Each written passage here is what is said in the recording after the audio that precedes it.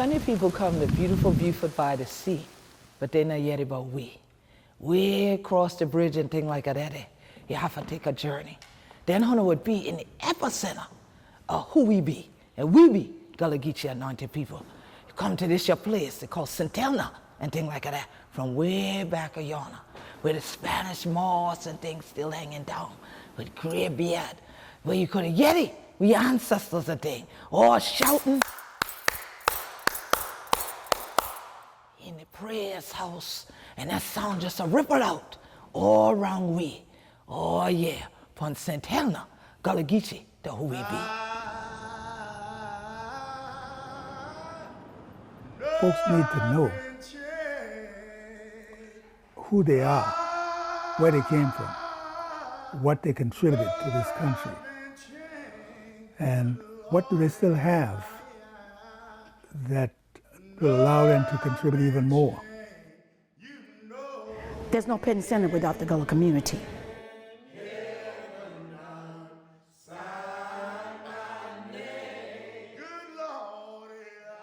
In 1862, Penn School was founded during what we say when Big Shooting started, thing like that, or during the U.S. Civil War. Reconstruction as a policy that followed the Civil War was tested out here.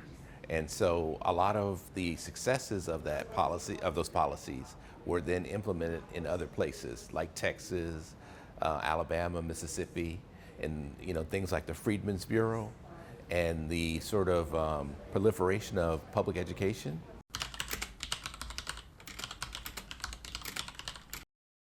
The Honorable Hastings Gant, because he served in the South Carolina legislature at the same time Robert Smalls did. It doesn't get celebrated enough. And then he's responsible for what you see as far as land ownership, the campus today. He donated the first few acres of land to put the first schoolhouse. So he's responsible for that land, and then later they started purchasing land. He started selling land to the founders of the school so that more people could catch the learning. And I say catch the learning because that's what the Gullah students, the scholars, would say when they would be going to school. I'm going to catch the learning.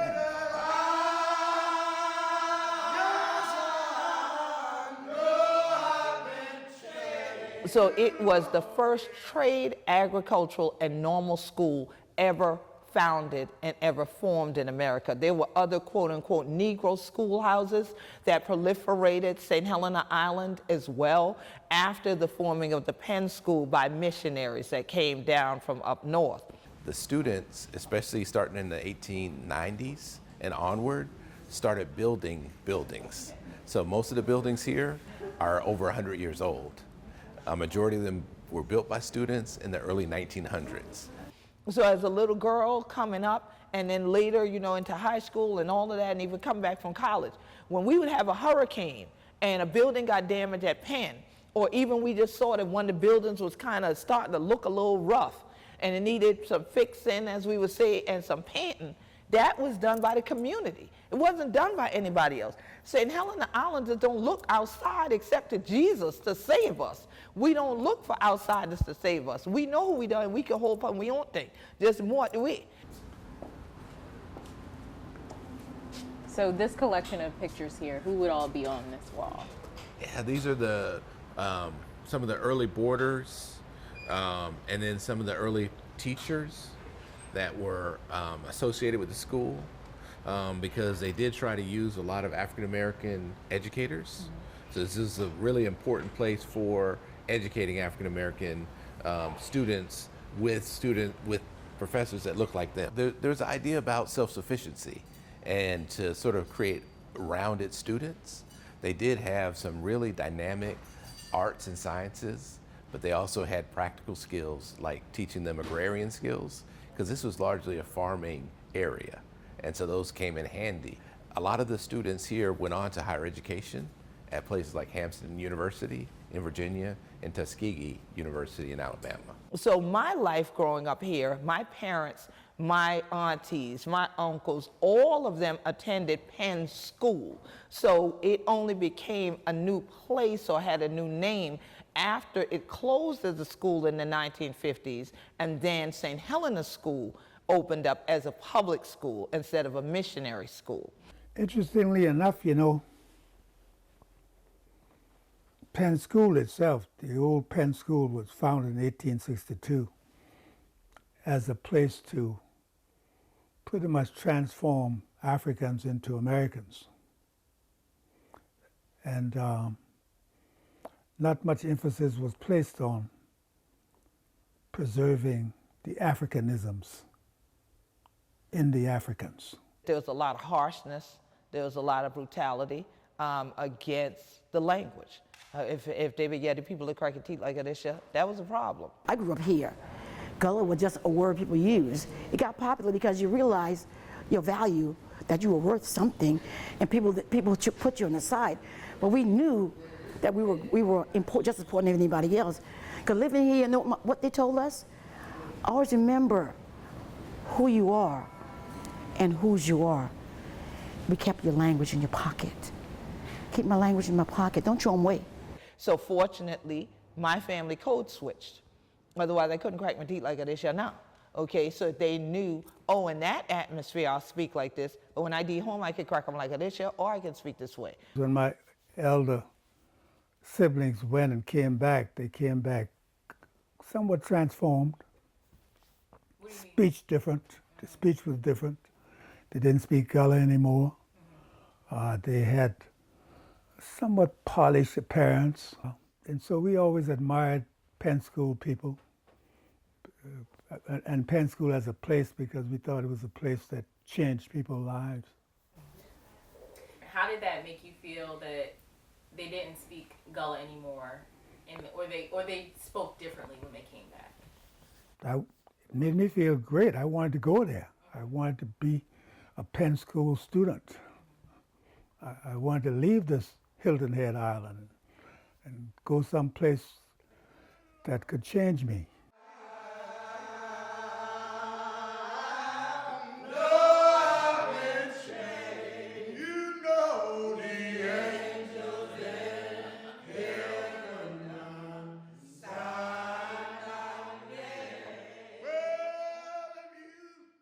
Okay, my name is Gardenia Simmons White. I attended Penn School from 1st through 12th grade.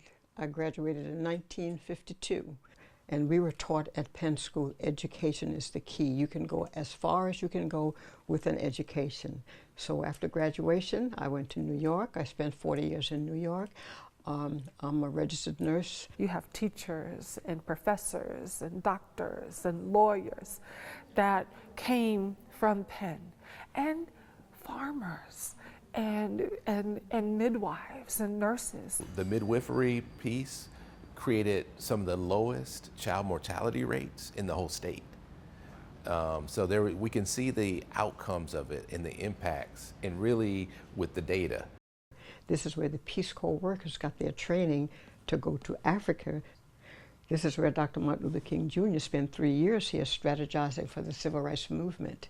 This is where he penned his speech, I Have a Dream.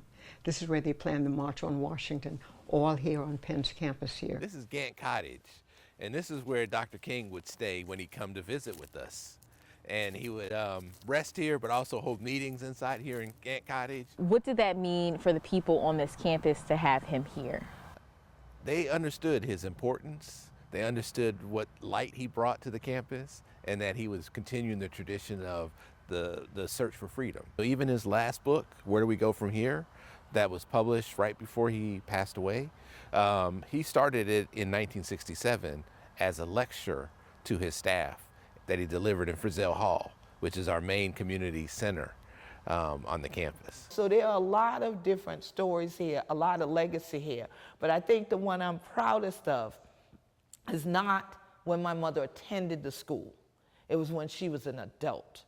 And she was in this room with Dr. Martin Luther King. She was one of the few people that were native to this island that used to be a part of the planning meetings and was a part of the sit-ins here in Beaufort County.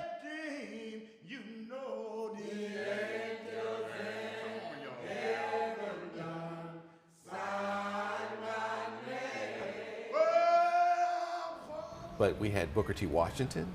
He was on the board of trustees. We had Benjamin Mays, who taught Martin Luther King Jr. He was on the board as well. In the 1960s, we had Martin Luther King Jr., we had Andrew Young, we had Abernathy, Ralph Abernathy. We had all the folks that were active in the civil rights movement. They walked these campus roads and thought and sort of like, figured out a way to collaborate together to figure out how to create freedom for African Americans and other people. That's why they say freedom is a road seldom traveled by the multitudes. But I am honored that my family has always been on that freedom road.